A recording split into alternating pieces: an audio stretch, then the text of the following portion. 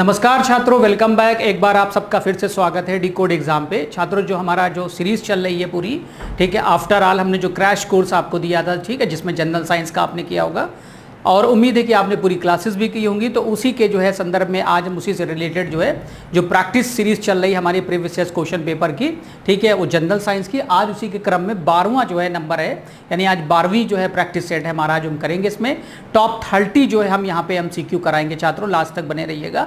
और उसमें हम उसके साथ व्याख्यात्मक भी हल करेंगे, जिससे कि आपको आगे आने वाली परीक्षाओं में भी मदद मिल सके। तो चलिए छात्रों, लास्ट तक बने रहिएगा। हम लोग शुरू करते हैं। पहला प्रश्न आपके सामने, इसको पढ़ना है, जल्दबाजी मत करिएगा, जवाब देने में एक बार ध्यान दीजिएगा। कह रहा high level of uric acid छात्रों इन द ब्लड कॉजेज, यानी आपके रुधिर में जब यूरिक एसिड ज़्यादा जमा हो जाए, ब्लड में, शरीर में नहीं, ब्लड में, आपके रुधिर में जब यूरिक एसिड का जमाव ज़्यादा हो जाए, इसको छात्रों शुद्ध अगर हम लोग हिंदी में देखें तो एक जगह पे हमको लिखा हुआ दिखाई पड़ा था मूत्र अम्ल, लिखा था मूत्र अम्ल, यूरिक एसिड।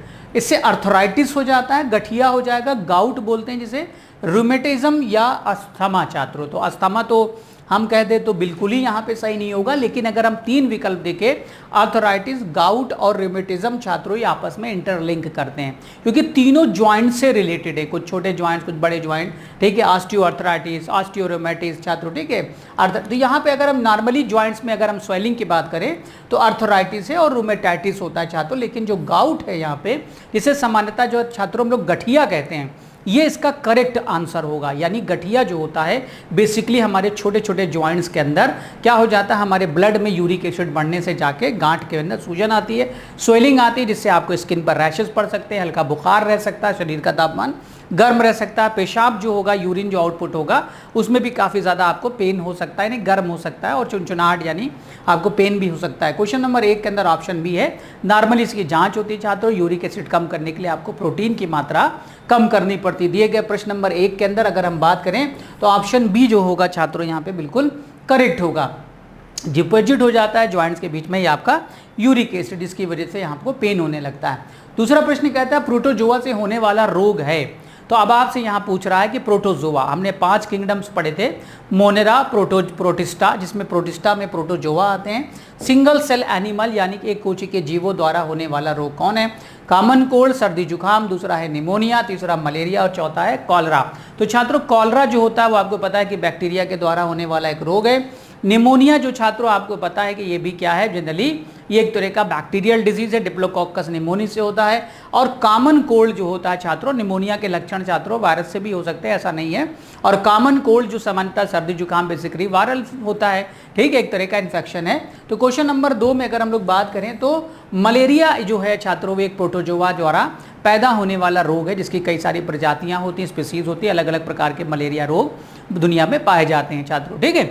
तो जो मलेरिया पैदा होता है वो मच्छर के द्वारा नहीं, हमने से पहले भी आपको अवगत कराया कि जो मच्छर पैदा नहीं करता बल्कि मच्छर उसका वाहक और वेक्टर होता है, ट्रांसमिशन का काम करता है। जो मलेरिया को पैदा करता है जोड़ी कपकपी बुखार के साथ, वो एक परजीवी के द्वारा होता है, प्रोटोजोआ बोलते हैं उसको हम लोग, प्लाज्मोडियम वाइवेक, मलेरी, तमाम तरह की उसकी प्रजातियां हैं। तो दिए गए प्रश्न में क्वेश्चन नंबर 2 का ऑप्शन सी छात्रों यहाँ पे बिल्कुल करेक्ट होगा। यहाँ पे प्रजातियां लिखा हुआ है, falciparum, plasmodium vivax, plasmodium malariae, plasmodium ovale, तमाम तरह की स्पीसीज हैं, लगा आई थिंक 5 की प्रजातियां दुनिया में मौजूद हैं। तीसरा प्रश्न कहता है द रेडियो एक्टिव स्ट्रॉन्शियम, यहाँ पे लिखा है स्ट्रॉन्शियम 90 कॉजेज, ये रेडियो एक्टिव जो है एक तत्व है जिसको हम लोग छात्रों स्ट्रॉन्शियम बोलते हैं, जैसे आपने पढ़ा भी होगा रेडियम, ठीक है, आपने पढ़ा uranium, thorium, plutonium, zirconium, caesium, francium, ये सब क्या रेडियो एक्टिव एलिमेंट है।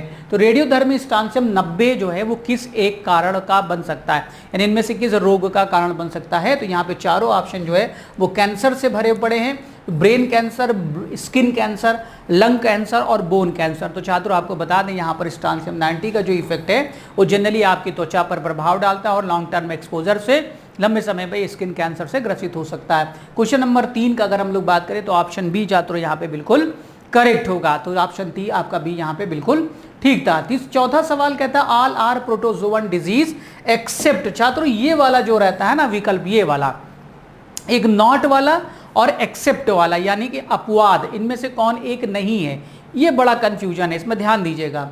कह रहा है कि किसको छोड़कर सभी प्रोटोजोआ रोग हैं, कोई एक नहीं है छात्रों, यानी नॉट कहें या एक्सेप्ट कहें बात वही है, यानी 3 है सही उत्तर और एक कोई गलत है। कह रहा है कि इनमें से किसको एक को छोड़कर प्रोटोजोआ बीमारी नहीं है। तो चलिए चेक करते हैं। देखिए छात्रों, एलिफेंटेसिस जिसे हम कहते हैं पील पाँव, हाथी पाँव, जिसके अंदर पैर जो है वो हाथी की तरह बराबर फूल जाते हैं छात्रों, ये बाउचेरिया ब्रोंकोप्टेरी नाम का जो है एक हेलमेंथीज होता है, वर्म होता है, एक कृमि होता है छात्रों, जो कि एक मच्छर क्यूलेक्स के काटने से होता है। तो अगर पहला विकल्प हो गया। दूसरा विकल्प है आपके सामने ओरिएंटल सोर, एक मक्खी के द्वारा फैलने वाला एक छात्रों परजीवी यानी प्रोटोजोवन डिजीज है। स्लीपिंग सिकनेस छात्रों निद्रा रोग जिसे बोलते हैं, ये भी सीसी मक्खी के द्वारा फैलने वाला एक निद्रा रोग, ये भी एक प्रोटोजोआ के द्वारा होता है। काला आजार जिसे हम डमडम फीवर कहते हैं छात्रों, ये भी एक प्रोटोजोआ बीमारी है। अगर हम बात करें तो ये तीनों प्रोटोजोआ है, लेकिन अगर एलिफेंटेसिस की बात करें छात्रों तो ये कृमि के द्वारा होने वाला एक ऐसा रोग है जो कि प्रोटोजोआ के द्वारा नहीं होता, एक पैरासाइटिक है वर्म जिसको बोलते हैं Wuchereria bancrofti, it is also non lymphatic filariasis, या इसी को हम लोग एलिफेंटेसिस या हाथी पाँव, पील पाँव, तमाम तरह के इसके नाम हैं छात्रों, ध्यान दीजिएगा। तो नेक्स्ट क्वेश्चन आता है आपका पांचवा प्रश्न कहता है कि प्रतिरक्षण निष्क्रिय का उपयोग करके एंटीबॉडी के गठन की एक घटना है। बड़ा अच्छा क्वेश्चन है, हिंदी में हो सकता है आपको ना समझ में आया हो, हम आपको समझाएंगे। यहाँ पे कह रहा है कि इम्यूनाइजेशन इज ए फेनोमेना, यानी जो टीके वगैरह बनाए जाते हैं छात्रों, जो आपने देखा होगा टीके, चाहे वो टेटनस का हो, चाहे वो कुत्ता काटने वाला हो छात्रों, चाहे कोई भी तरह का हो, डीपीटी हो, चाहे वो बीसीजी का टीका हो, कोई भी तरह का कोई भी टीका बनाया जाता है जिसे हम इम्यूनाइजेशन के अंतर्गत कहते हैं, उस फेनोमेना में कहता है कि formation of antibodies by using inactive. वो कह रहा है कि भाई वो हम एंटीबॉडीज को क्या कह रहा है कि इंफॉर्मेशन ऑफ एंटीबॉडीज, जब हम एंटीबॉडीज बनाते हैं टीकाकरण के अंतर्गत तो हम किसका इस्तेमाल करते हुए बनाते हैं इनमें से, वो भी इनएक्टिव फॉर्म में, यानी कि निष्क्रिय रूप में। निष्क्रिय रूप में हम इनमें से किसका उपयोग करते हुए टीकाकरण बनाते समय छात्रों एंटीबॉडीज के निर्माण में हम उपयोग करते हैं। वो एंटीजेंस हैं, प्रतिजन हैं, या एंटीबॉडीज हैं, या केमिकल या ब्लड है। तो छात्रों आपको बता दें कि जो एंटीजेंस होते हैं वही एंटीबॉडीज को इंड्यूस करते हैं, यानी एंटीजन जो होते हैं वो एंटीबॉडीज को बनाते हैं और एंटीबॉडीज हमारे रोगों से रक्षा करने में मदद करता है, यानी कि एंटीजन ही इम्यूनिटी को यानी एंटीबॉडीज को प्रोड्यूस करने में मदद करते हैं। तो क्वेश्चन नंबर 5 का अगर देखें छात्रों तो ऑप्शन ए यहाँ पे बिल्कुल करेक्ट होगा। नेक्स्ट वन, छठा सवाल है, इन आवर बॉडी, हमारे शरीर में antibodies are form again pathogens in. ये बड़ा अच्छा सवाल है, थोड़ा कंफ्यूज कर रहा होगा कि हमारे शरीर में रोग जनकों के विरुद्ध एंटीबॉडी का निर्माण होता है, यानी रोगों से हमारे शरीर में लड़ने के लिए जो एंटीबॉडीज बनती हैं, प्रोटेक्शंस होता है। एक तो टीकाकरण हो गया जो लैब में बना रहे हैं हम लोग अलग तरह से, लेकिन अगर आपके शरीर में बात करें कि अगर कोई बीमारी है या रोगाणु घुसता है तो उसको मारने के लिए जो एंटीबॉडीज का प्रोटेक्शन है वो कहाँ होगा, सीधा सा बात, वो कहाँ बनेगा, लीवर में बनेगा आरबीसी के द्वारा, ब्लड में बनेगा बाई ब्लड जो है प्लेटलेट्स के द्वारा, ब्रेन बाई मैक्रोफेजेस, वहाँ पे कोशिकाएं ब्रेन के अंदर वहाँ बनेगा, थाइमस बाई लिम्फोसाइट्स, यानी कि थाइमस ग्रंथि के अंदर जो लिम्फोसाइट कोशिकाएं होती हैं उनके द्वारा। छात्रों आपको पता होगा टी सेल और बी सेल ये हमारी इम्यूनिटी के लिए जिम्मेदार हैं। टी सेल का जो प्रोडक्शन होता है, फॉर्मेशन होता है, वो टी नाम जो है वो थाइमस से आता है। ये बता चुके हैं आपको पहले भी कि जो टी है थाइमस ग्लैंड यहाँ पर पाई जाती है और थाइमस का जो टी होता है वो यहाँ लगा होता है लिम्फोसाइट में, पूरा आपको पता ही है, टी लिम्फोसाइट, थैमस लिम्फोसाइट, यानी ये सेल हमारी रोगों से लड़ने के लिए ये पर्याप्त होती है। क्वेश्चन नंबर 6 का अगर हम लोग देखें तो ऑप्शन डी यहाँ पर बिल्कुल करेक्ट होगा। 7वां प्रश्न कहता है which one of the following can be used for biological control of mosquitoes. बड़ा अच्छा क्वेश्चन और वेरी वेरी इंपॉर्टेंट भी, और ये कई बार एग्जाम में पूछा भी गया है। यहाँ कह रहे हैं निम्नलिखित में से किसका उपयोग मच्छरों के जैविक नियंत्रण से लिए किया जाता है, यानी जो मच्छर होते हैं छात्रों वो आपको पता है कि स्टैग्नेंट वाटर, रुके हुए जल के ऊपर, या आपने देखा होगा बहता हुआ जल तो खाए नहीं रह पाएंगे। अक्सर आपने देखा है कि जो रुके हुए जल होते हैं मना किया जाता है कि आसपास आप लोग अपने मच्छर को पैदा होने ना दें। जैसे जो कूलर वगैरह उसमें पानी पड़ा हो, उसका इस्तेमाल ना हो रहा हो तो उसको आप फेंक दें। टायर ट्यूब या घर का कोई सामान है, कोई ऐसा सामान जिसमें पानी जमा रहे, वहाँ मच्छर अपनी कॉलोनी बनाते हैं। तो चाहे तो तालाब है, पोखर है, तो तमाम तरह की बातें हैं। तो जो मच्छरों को अगर हम बायोलॉजिकली कंट्रोल करना चाहें, उनके ऊपर जैविक नियंत्रण करना चाहें, तो इनमें से किसका उपयोग कर सकते हैं। डीडीटी का छिड़काव कर दे छात्रों, या गंबूसिया नाम का एक छात्रों मछली होती है उसको हम छोड़ दें, या ऑयल तेल डाल दें उसके ऊपर, या मलहम ऑइंटमेंट लगा दें। तो मलहम लगाने की जरूरत नहीं छात्रों, कोई घाव नहीं, यहाँ पे ऑयल कह सकते हैं। अगर हम कैरोसिन तेल का अगर हम छिड़का दें तो ये भी एक तरीका हो सकता है मच्छरों की कंपनी को ख़त्म करने के लिए। गंबूसिया जो है एक छात्रों बायोलॉजिकल का मतलब एक जैविक नियंत्रण है ये, कि अगर आप ये तालाब में पोखर में इसको डाल देते हैं तो ये क्या करती है कि मच्छरों के जो बॉम्बे कॉलोनी तैर रही होती है जिसमें लार्वे पैदा होते हैं उनको ये खा जाती है, और खाने से क्या होता है छात्रों, तो ये उससे आप समाप्त हो जाएगा और बायोलॉजिकली हम लोग इस पर नियंत्रण पा लेंगे। Biological control of mosquito public gambusia fish, it is the predator fish who feed on mosquito larva. जब मॉस्किटो के लार्वा को ये खा जाएगी तो जाहिर सी बात है आगे प्रोडक्शन इनका नहीं बढ़ेगा। बहुत अच्छा क्वेश्चन था छात्रों ये। 8वां प्रश्न जो है हमारा ये था कि मलेरिया एक व्यक्ति से दूसरे व्यक्ति में फैलता है। बड़ा सिंपल क्वेश्चन था और ऑप्शन भी आपने हो सकता है जल्दी से गलतीवश हमारे देख लिया होगा कि मच्छर, यहाँ पे प्रजातियां 3 आपको दी हैं जैसे कि हमने पूर्व क्लास में भी बताया है। मच्छर मलेरिया को जो है ट्रांसफर करने के लिए कौन जिम्मेदार है? एडीज मॉस्किटो, क्यूलेक्स और एनाफ्लीज। तो आपको पता है कि ऑप्शन सी होगा क्योंकि फीमेल मॉस्किटो एनाफ्लीज ये सिर्फ मच्छर फैलाने के लिए यानी बीमारी के लिए, एनाफ्लीज यानी कि जो है वो मलेरिया के लिए जिम्मेदार है। भारत में नहीं पूरी दुनिया में जहाँ जहाँ मलेरिया रोग होता है वो एक ही मच्छर से फैलता है, एनाफ्लीज से। क्यूलेक्स अभी हमने आपको बताया जापानी इंसेफ्लाइटिस बीमारी को फैलाने में, और अभी बताया था आपको फाइलेरिसिस नाम की हाथी पांव नाम के रोग को फैलाने के लिए जिम्मेदार है। एडीज एजिप्टी जो है छात्रों दुनिया के 4-5 बड़ी बड़ी बीमारियां हैं, डेंगू जैसी बीमारियों को फैलाने के लिए उत्तरदायी है। तो क्वेश्चन नंबर 8 के अंदर देखें तो ऑप्शन सी आपका बिल्कुल करेक्ट होगा। 9वां प्रश्न कहता है जोंक जो है, जोंक जानते होंगे छात्रों आप लोग, कभी बचपन में या तालाब वगैरह में गए होंगे, वो चिपक जाती है आपने देखा होगा, और वो आराम से जो है चिपकी रहती है जब तक कि उसको निकाला न जाए, वो खून पीती है। तो चाहे वो मवेशी जो होते हैं कैटल्स वगैरह, गाय वाय, आप अगर गांव से बिलोंग करते तो समझ रहे होंगे, तालाब वलाब में जाती हैं गाय, नहाती लौट के आती तो पता चला उनके कई सारी भैंस या गाय में जोंक चिपकी है, उनको निकालते हैं लोग। तो जोंक मवेशियों पर एक एक्टोपैरासाइट है। एक्टो और इंडो, इंडो का मतलब होता है हाथों हाथ के अंदर रहने वाले, और एक्टो का मतलब होता है हमारे ऊपर से जुएँ हैं चिपकी रहती है, किलनी है, टिक्स हैं, माइट्स हैं। ठीक उसी तरह से कह रहा है बाहर चिपकने वाला एक परजीवी है, बाह्य परजीवी है कैटल्स पर। लेकिन ये क्या है?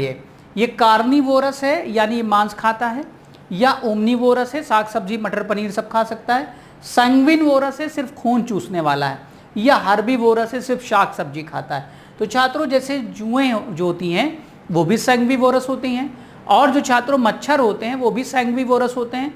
बैट, चमगादड़ भी कई सारे जो होते हैं खतरनाक, वो भी खून चूसते हैं, सैंग्विवोरस होते हैं। और छात्रों यहाँ पे अगर कहा जाए लीच तो सबसे अच्छा उदाहरण है ही है कि ये भी खून चूसती है। तो जो खून चूसने वाले जीव होते हैं उनके लिए ऑप्शन है 9, क्वेश्चन नंबर 9 का ऑप्शन सी क्या होगा? बिल्कुल करेक्ट होगा। 10वां प्रश्न बड़ा अच्छा है छात्रों, थोड़ा दिमागी सवाल है, रिलेटिव वेलोसिटी के बारे में बात कर रहा, सापेक्ष। जैसे आपने देखा होगा कि जब आप किसी बाइक से जा रहे हैं और आपके बगल में, बिल्कुल बगल में आपकी रफ्तार 70 है, उसकी भी 70 है, तो आप उसको देखेंगे, आप आराम से बातचीत कर सकते हैं, उसे सामग्री ले सकते हैं, दे सकते हैं। या तो कि आप कप एक चाय का भरा हुआ वो भी आप उसको आसानी से पकड़ा देंगे, उस पर कोई परिवर्तन नहीं होगा जब दोनों की रफ्तार एक हो और दिशा भी एक हो छात्रों। ठीक है, तो आपने देखा होगा। तो अगर आपकी रफ्तार v है, a है, तो और उसकी v b है, तो अगर आपकी 70 है तो आप 70 में से 70 घटाएंगे तो 0 बचेगा। तो अगर आप कहें तो एक दूसरे के संपर्क में आप देखें तो दोनों की रफ्तार बराबर है, इसका मतलब हो गया कि 70 - 70 0, यानी आप रेस्ट पे हैं। रेस्ट का मतलब दोनों बैठे हुए हैं आराम से। लेकिन अगर क्या हो कि उसकी 80 और आपकी 70 है तो आपको पता है कि 10 का अंतर आएगा। लेकिन छात्रों अगर वो उल्टी दिशा में जा रहा हो, विपरीत में, तो हम क्या करते हैं, चालों को जोड़ देते हैं। तो छात्र यहाँ पे बात कर रहा है कि a truck is moving with the 40 metre per second velocity. एक ट्रक है जो 40 की रफ्तार से चला जा रहा है। ठीक है, ट्रक चला जा रहा है 40 की रफ्तार से। A train is moving with the velocity of 80। अब ये ट्रेन जा रही है, उनकी रफ्तार बहुत ज़्यादा है भाई, इनकी दुगनी सी है। How fast is the train moving with the respect to the truck. यहाँ पे आपसे पूछ रहा फास्ट द रेन। ठीक है, यहाँ पे कह रहा how fast is the rain moving with the respect of truck. छात्रों यहाँ पे जो लिखा हुआ है, ठीक है, वेग से चल रहे ट्रक के संबंध में बारिश कितनी तेजी से आगे बढ़ रही, तो बारिश नहीं होना चाहिए छात्रों। ये जो है ये ट्रेन था, यहाँ पे रेन हो गया है, सॉरी, ये लोग समझ नहीं पाए। अगर रेन भी है तो कोई बात नहीं है, इसको निकाल सकते हैं हम लोग। ठीक है, अगर आपसे देखा जाए तो दोनों के रिलेटिव वेलोसिटी पूछा गया, यहाँ बारिश का है, मुझे जो लग रहा है यहाँ पे वो आपका ट्रेन होना चाहिए था कि ट्रेन कितनी तेजी से आगे बढ़ रही है। तो आप कहेंगे छात्रों हमने आपसे बताया कि वी ट्रेन, ये ट्रेन का हो गया 80। ठीक है छात्रों, अगर हम वी ट्रक के बारे में बात करते हैं, ट्रक के बारे में, तो 40 है। तो आपको पता है छात्रों क्या होगा कि 80 - 40 अगर आप करेंगे तो 40 मीटर फास्टर, यानी जो ट्रेन है वो 40 मीटर तेजी के साथ क्या होगी, आगे बढ़ रही, जैसा कि मेरा सवाल है छात्रों, क्योंकि बारिश का यहाँ पे कोई संदर्भ नहीं है। अगर बारिश आएगा तो हो सकता है कि बारिश रहा हो, तो फिर तब भी अगर हम देखें विद कंपैरिजन टू ट्रेन, तो 40 का जो है डिफरेंस यहाँ पे नजर आ रहा है कि जो ट्रेन है छात्रों वो 80 - 40 कर देंगे ट्रक वाला, तो पता ये चला कि जो ट्रेन है छात्रों वो ट्रक की अपेक्षा 40 किलोमीटर ज्यादा रफ्तार में है। जाहिर सी बात है, देखने में ही लग रहा है, ठीक है, वो 80 नहीं बल्कि 40 की रफ्तार से। तो इसलिए दिए गए प्रश्न नंबर 10 के अंदर ऑप्शन ए यहाँ पे बिल्कुल करेक्ट होगा। नेक्स्ट अगला प्रश्न बड़ा अच्छा है, थोड़ा सा टाइम टेकन लगता है लेकिन बहुत ही बढ़िया सवाल है। 4 यहाँ पर आपको बीमारी दिखाई पड़ रही है और 4 यहाँ पर आपको बीमारी को फैलाने वाले वाहक और वेक्टर दिखाई पड़ रहे हैं। तो चलिए इस तरह के प्रश्न को हम लोग कोड से मिलाते हैं। एनाफ्लीज जो फास्किटो होता है छात्रों, वो काला आजार, स्लीपिंग सिकनेस, फाइलेरिया और मलेरिया, यानी अगर हम बात करें तो ए का जो है ऑप्शन 4 हो जाएगा, क्योंकि एनाफ्लीज से जो है क्या होता है छात्रों, मलेरिया होता है। क्यूलेक्स आज ही बताया छात्रों, जो क्यूलेक्स होता है वो किसको फैलाता है छात्रों, वो फाइलेरिया नाम की बीमारी को फैलाती है। यानी कि अगर हम बात करें तो बी का जो हो जाएगा 3 नंबर छात्रों। अगर सैंड फ्लाई की बात करें, बालू मक्खी के बारे में, तो ये डमडम फीवर या काला आजार को फैलाती है। सी का मतलब ये हो गया छात्रों 1 बचा डी। अब डी का क्या बचा छात्रों, सीसी मक्खी जो है वो स्लीपिंग सिकनेस के लिए जिम्मेदार है। तो कोड आपका बना है 43 12 43 और 12, यानी कि विकल्प डी छात्रों यहाँ पे आप देखिए तो बिल्कुल करेक्ट होगा। बड़ा अच्छा सवाल है। इस तरह के सवाल देखिए, एक तीर से 4 निशाने लगाएं, यानी 4 क्वेश्चन को उन्होंने उठा के एक में बना दिया। बड़ा इस तरह क्वेश्चन आ जाए तो बल्ले बल्ले आपकी, ठीक है, ऑप्शन डी होगा। नेक्स्ट वन छात्रों कहता है मायोपिया एक रोग है जो किससे जुड़ा हुआ है। इससे सरल कोई क्वेश्चन हो ही नहीं सकता। नाम है मायोपिया, लेकिन अगर आपने भौतिक विज्ञान में ह्यूमन आई पढ़ा है और उससे जुड़े हुए दोष के बारे में पढ़ा है तो इस सवाल का आंसर आप दे पाओगे। मायोपिया, हाइपरमेट्रोपिया, ठीक है छात्रों, अपने शॉर्ट साइटनेस, निकट दृष्टि दोष, तमाम तरह के नाम सुने होंगे। तो जो मायोपिया नामक रोग है छात्रों, उसमें पास की वस्तु स्पष्ट दिखाई देती है, दूर की वस्तु स्पष्ट दिखाई नहीं देती है। ये नौजवानों का एक ऐसा रोग है जिसमें अवतल लेंस लगा के उसका निवारण किया जाता है, कॉनकेव लेंस का यूज करते हैं छात्रों। इसको हम लोग बोलते हैं निकट दृष्टि दोष या मायोपिया, या नियर साइटनेस भी बोलते हैं, या हम लोग इसको निकट दृष्टि दोष। क्वेश्चन नंबर 12 का अगर देखें तो ऑप्शन डी छात्रों यहाँ पे बिल्कुल करेक्ट होगा। 13वां प्रश्न कहता है which one of the following types of malaria is pernicious malaria, यानी मलेरिया के 5 प्रकार हैं छात्रों, जैसा हमें पता है। देख लीजिएगा कोई छठा भी ना आ गया हो। 5 प्रकार लगभग दुनिया में है मलेरिया के छात्रों, ठीक है, यानी मलेरिया को पैदा करने के 5 तरह के प्रोटोजोआ हैं। लेकिन एक कह रहा है कि परनीसियस का मतलब प्रणाशी, प्रणाशी मतलब होता है घातक प्रकार का, बड़ा ही डेंजरस टाइप का। इसमें से कौन होता है, वाइवेक्स जो है ये इंडिया के अंदर ज़्यादातर पाया जाता है। रिलैप्सिस एक है, एक टर्शियन है, ठीक है, चतुर्दक, और छात्रों एक है मैलिग्नेंट। मलेरिया की जो प्रजाति एक होती है छात्रों, जिसका नाम है, प्रजाति को फैलाने वाला प्रोटोजोआ का नाम है प्लाज्मोडियम फैल्सीपेरम।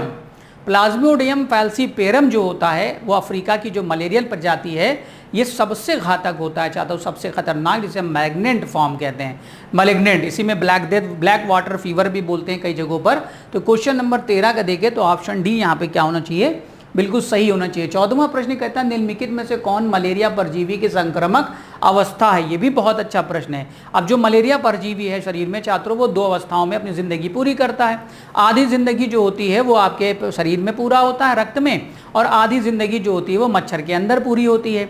तो कहने का मतलब है कि जो वो मच्छर का जो परजीवी है, जिससे हमें आपको जोड़ी और बुखार आएगा, इसके जो है जीवन चक्र में वो कौन सी ऐसी अवस्था आती है जब हमको प्रभाव पड़ता है उसका, यानी जूड़ी देकर कपकपी के साथ बुखार आता है। तो उसकी कई अवस्थाएं हैं। तो साइजोजोआइड, ट्रोफोजोआइड, स्पोरोब्लास्ट और स्पोरोजोआइड। छात्रों ये जो चौथी अवस्था है ये सबसे खतरनाक होती है। बिल्कुल ये प्लेटलेट्स की तरह से नज़र आते हैं, चपटे हुए एकदम बिल्कुल, और ये हमारे शरीर में जब गिरते हैं ब्लड में, जब मच्छर आपका ब्लड लेती है तो ये आरबीसी को जाकर सीधा खतरनाक हमला करते हैं, और उसके बाद आपको फिर जूड़ी कपकपी के साथ बुखार आता है। इसको बोलते हैं छात्रों स्पोरोजोआइड। ये बड़ा ही खतरनाक है, पढ़ लीजिएगा इसको और अच्छे तरीके से आप लोग भी। 15वां सवाल भी बड़ा दिलचस्प है, इसमें लिखा है लाइम स्टोन, जिसे हम लोग सामान्यतः चूना कहते हैं, is a raw material used for which industry, किस इंडस्ट्री के अंदर चूने का इस्तेमाल करते हैं? तो एल्युमिनियम की फैक्ट्री में, फर्टिलाइजर खाद बनाने में, सीमेंट में, या पेट्रोकेमिकल छात्रों। तो आप समझ गए होंगे हिंट से देखकर, है ना। भारत के अंदर limestone is a raw material used by cement industry. Other constituent of cement are clay, मिट्टी और जिप्सम का इस्तेमाल करते हैं। इस पर अभी आगे सवाल, इसलिए हम लोग बाद में बात करेंगे जिप्सम के ऊपर भी, ठीक है। नेक्स्ट वन जो अगला है आपके सामने कि decreases the rate of setting of cement. क्या मिला दे कि जिससे सीमेंट जो है वो धीमे धीमे जमे छात्रों, यानी रेट ऑफ फिक्सेसिंग को हम डिले करा दें, हम जमने की दर को बढ़ा दें। क्या मिला दे सीमेंट में? तो अब तो बच्चे भी इसको जान गए छात्रों, जिसका नाम क्या है? जिप्सम है। किनका नाम क्या है छात्रों? जिप्सम। CaSO4.2H2O, इनको बोलते हैं कैल्शियम सल्फेट बोलते हैं, कैल्शियम सल्फेट। जिप्सम बड़ा ही उपयोगी चीज़ होता है। सीमेंट में मिलाने पर सीमेंट क्या होती छात्रों? धीमे धीमे जमती, और ऐसा चाहिए भी। अगर सीमेंट एकदम से जम जाएगी हवा लगने पर तो ख़त्म, समझिए मकान बनाना बेकार हो गया। कारण मकान में दरारें आ जाएंगी, आपके चिटक जाएगा मकान, हो सकता है ख़राब भी हो जाए।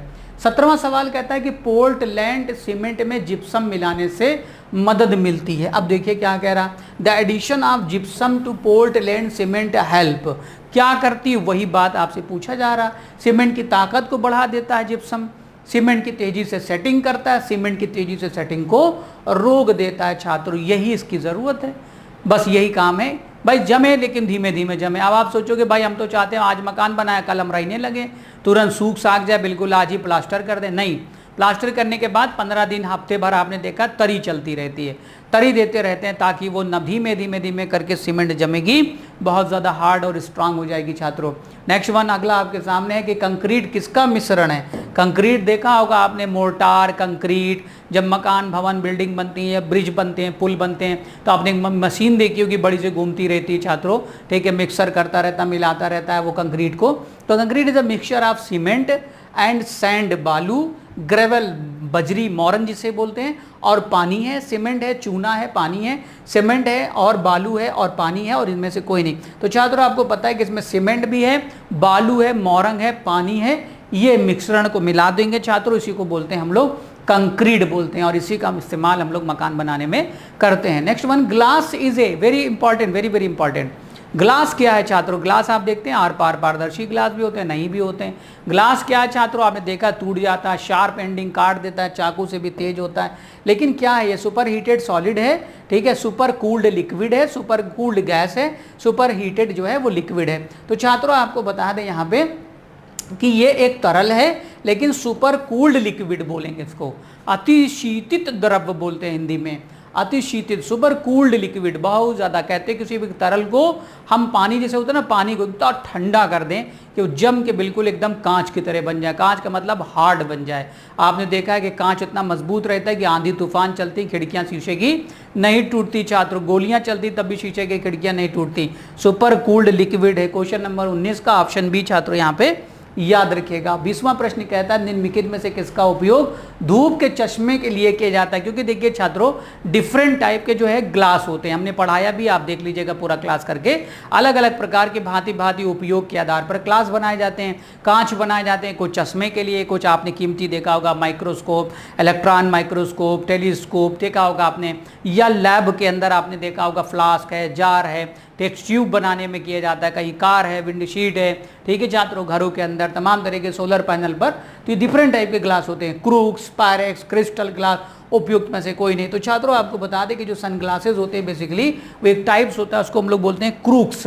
क्रूक्स क्लास के जो है उससे हम लोग बनाते हैं, जो कि प्रोटेक्ट करता है। इसमें सीरियम ऑक्साइड का जो मिलाते हैं, शार्प एब्जॉर्ब यूवी रेस को जो है क्या करता है, रिफ्लेक्ट करता है या रोक देता है। 21वां प्रश्न भी कांच से रिलेटेड है। कांच के प्रबलित प्लास्टिक बनाने के लिए किस प्रकार के कांच का उपयोग किया जाता है? यानी कह रहा है which type of glass is used for making glass reinforced plastic. Reinforce plastic जो होता है ग्लास का छात्रों, जो बहुत ही ज़्यादा मजबूत जो होती हैं कांच की जो शीट बनाई जाती हैं, वो उनमें से किस प्रकार के ग्लास से या कांच से बनाई जाती हैं? पायरेक्स, क्वार्ट्स, फ्लिंट और फाइबर ग्लास। छात्रों यहाँ पे है fibre glass use for making glass reinforced plastic, क्योंकि इसके अंदर फाइबर का नाम आ रहा है, रेशेदार होता है छात्रों, ये काफ़ी ज़्यादा मजबूत होता है। नेक्स्ट वन अगला सवाल है कि 22वां पायरेक्स ग्लास के अतिरिक्त मजबूती के लिए निम्नलिखित में से कौन जिम्मेदार है? जो पायरेक्स होता है ग्लास, वो काफ़ी ज़्यादा मजबूत होता है, ठीक है, लैब वगैरह में हम लोग यूज़ करते हैं, तो उसकी मजबूती के पीछे इनमें से कौन जिम्मेदार है? क्या मिलाते हैं? Potassium carbonate, borax, ferric oxide और लेड ऑक्साइड। छात्रों बोरेक्स मिलाते हैं, Na2B4O7 मिलाते हैं। तो ये बोरेक्स मिला देने पर क्या होता है? बहुत ज़्यादा स्ट्रेंथ इसकी मजबूत हो जाती है और बहुत ज़्यादा ये रफ एंड टफ बन जाता है। Borax is responsible for extra strength of Pyrex glass. Borax is used to manufacturing of Pyrex glass. Pyrex glass is used by the Corning glass work company जो है किसके अंदर इस्तेमाल करते हैं। 23वां प्रश्न कहता है किस पदार्थ को मिलाने से कांच को हरा रंग मिलता है? ये भी बहुत महत्वपूर्ण है छात्रों कि किस रंग क्या मिलाने पर कांच हरा होगा, किसमें लाल होगा, किसमें नीला होगा, किसमें पीला होगा। ये सवाल भी एग्जाम में कई बार आते हैं डिफरेंट कलर ऑफ ग्लासेस में। पहला है कैल्शियम ऑक्साइड मिलाएंगे तो ये ग्रीन दिखाई देगा, आयरन ऑक्साइड, क्रोमियम ऑक्साइड या मैग्नीज ऑक्साइड। तो छात्रों यहाँ पे जो आंसर होना चाहिए वो ऑप्शन सी है, क्रोमियम ऑक्साइड मिलाएंगे तो ग्रीन कलर हो जाएगा, मैग्नीज डाइऑक्साइड मिलाएंगे तो लाल हो जाएगा, आयरन मिलाएंगे तो ब्राउन हो जाएगा और ब्लू चाहिए तो कोबाल्ट ऑक्साइड चाहिए। ये वेरी वेरी इंपॉर्टेंट है, इसको ज़रूर अच्छे से याद कर लीजिएगा। 24वां प्रश्न जो है वो 23वें में आपको उत्तर झलक गया होगा, क्योंकि कह रहा वहाँ पे आपसे पूछा गया था हरा ग्लास और छात्रों यहाँ पे जो पूछा जा रहा वो नीले गिलास के बारे में बात कर रहा है। तो नीले के लिए एक जो है फेमस है मैग्नीज ऑक्साइड, कोबाल्ट, क्रोमियम और आयरन। तो यहाँ पे होगा कोबाल्ट ऑक्साइड नीले गिलास के लिए छात्रों सबसे ज़्यादा उपयुक्त होगा। तो ये भी विकल्प आप अपना आसानी से कर लिए हैं, यानी क्वेश्चन नंबर 24 का विकल्प भी यहाँ पे बिल्कुल करेक्ट होगा। Cobalt oxide dark blue, iron oxide brown, manganese red, chromium green और बाकी आपको पता है। 25वां प्रश्न अपशिष्ट जल उपचार में संदर्भित रिएक्टर शब्द क्या है छात्रों? ठीक है, यहाँ पे जो लिखा हुआ है term reactor refer to in waste water treatment. छात्रों ये रिएक्टर वो नहीं जो आर्क रिएक्टर या अपने परमाणु भट्टी के बारे में समझ रहे हैं, यहाँ पूछ रहा है कि वेस्ट वाटर ट्रीटमेंट के अंतर्गत टर्म रिएक्टर हम किस चीज़ का इस्तेमाल करते हैं? Settling tank, clarifier, aviation aeration tank या वेसल्स के बारे में। ठीक है छात्रों, तो एरेशन टैंक जो होता है इसको हम लोग यहाँ पे इंडिकेट करते हैं रिएक्टर के रूप में। ये ऑप्शन सी यहाँ पे 25वें प्रश्न का बिल्कुल करेक्ट होगा। 26वां प्रश्न कहता है प्रकाश प्रकीर्णन होता है किस प्रकार के? शायद हमको लगता है कि पिछली क्लास में भी ये क्वेश्चन आ चुका है कि प्रकाश का प्रकीर्णन किस प्रकार के द्रव के अंदर हो सकता है, यानी कि जो कंडीशन है स्कैटरिंग ऑफ लाइट की वो किस प्रकार के द्रव के अंदर हो सकती है, और उस तरह के द्रव अगर जैसी कंडीशन पाई जाएगी तो प्रकाश का प्रकीर्णन होगा, अन्यथा नहीं होगा। पहला कह रहा बेसिक सॉल्यूशन, क्षारीय विलयन हो, कोलाइडल विलयन हो, अम्लीय विलयन हो और भाई इलेक्ट्रोलाइटिक सॉल्यूशन हो तो कोलाइडल विलयन। क्योंकि हमने आपसे बताया था कि टिंडल प्रभाव का होना बहुत ज़रूरी है। टिंडल एक वैज्ञानिक का नाम था जिन्होंने बताया था कि छात्रों जिस प्रकार के एक विलयन होते हैं कोलाइडल विलयन, जिस प्रकार हमारा जो पृथ्वी के ऊपर आकाश का रंग नीला दिखाई पड़ता है वो इसी घटना के कारण होता है जिसको हम लोग बोलते हैं स्कैटरिंग ऑफ लाइट। छात्रों ठीक है, अगला 27वां प्रश्न बहुत इंपॉर्टेंट है। फोटान किसकी मूलभूत इकाई है? क्वांटम। ठीक है, फोटान बड़ा इंपॉर्टेंट है छात्रों। फोटान जैसे हमारे शरीर के छात्रों जो गठन हुआ है छोटी छोटी कोशिकाओं से मिलकर हुआ, तो शरीर की सबसे छोटी कार्यात्मक संरचनात्मक इकाई कोशिका है। उसी तरह छात्रों जो प्रकाश आप देख रहे हैं वो प्रकाश छोटी छोटी यूनिट से मिलकर बना है, ऊर्जा के पैकेट्स हैं, बंडल हैं, जिसे हम लोग कहते हैं छात्रों इलेक्ट्रिसिटी नहीं बल्कि यहाँ पे छात्रों ऑप्शन डी होगा लाइट। तो लाइट का जो बेसिक यूनिट है वो छात्रों है फोटान्स बोलते हैं। क्या बोलते हैं? फोटान्स या फोटान, यार एनर्जी के पैकेट्स या बंडल है। अगला 28वां प्रश्न कहता है कि sensitivity of human I is maximum in, यानी हमारा जो मनुष्य है शरीर जो है वो किस रंग के प्रति सबसे ज़्यादा सुग्राही है? जो मतलब आरामदेह कलर होता है, आरामदेह, आंखों के लिए बड़ा अच्छा है। सुग्राही मतलब नहीं कि बहुत ज़्यादा तेज आंखें चौंधी आ जाए आपकी, नहीं।